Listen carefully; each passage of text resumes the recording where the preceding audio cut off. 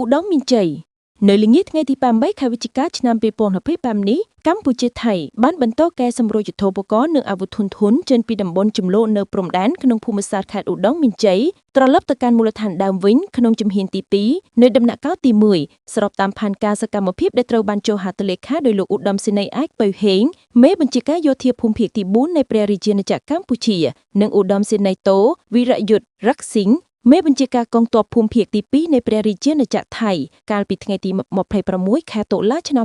2025នេះដំណើរគ្នានឹងការកែសម្រួលយុទ្ធោបករណ៍និងអាវុធធុនធ្ងន់ចេញពីតំបន់ចំនួននៅព្រំដែនរបស់កម្ពុជានាពេលនេះភាគីថៃក៏ធ្វើការកែសម្រួលដូចគ្នាផងដែរដោយមានការចូលរួមសង្កេតនិងផ្ទៀងផ្ទាត់របស់ក្រុមអ្នកសង្កេតការអាស៊ាន AOT តាំងពីចំណុចចាប់ផ្ដើមរហូតដល់មូលដ្ឋានដើមវិញកាលពីថ្ងៃទី1ខែវិច្ឆិកាឆ្នាំ2025កន្លងទៅភាគីទាំងពីរបានអនុវត្តការកែសម្រួលអាវុធនិងយុទ្ធោបករណ៍បំផ្លិចបំផ្លាញធនធ្ងន់ជំហានទី1នៃដំណាក់កាលទី1ដោយជោគជ័យនៅក្រុមការសង្កេតនិងផ្ទៀងផ្ទាត់របស់ក្រុមអ្នកសង្កេតការអាស៊ាន AOT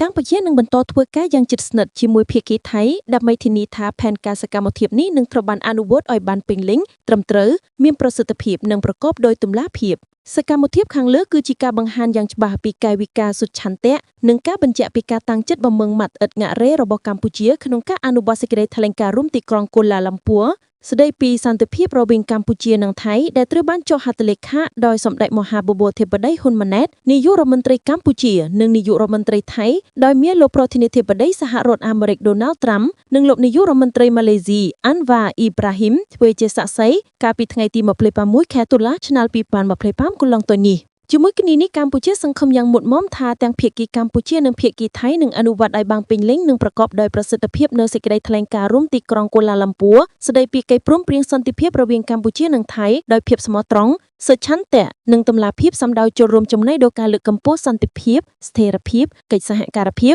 ការអភិវឌ្ឍនិងការវិលត្រឡប់ទៅរកប្រាក់ក្រដីឡើងវិញឲ្យបានឆាប់រហ័ស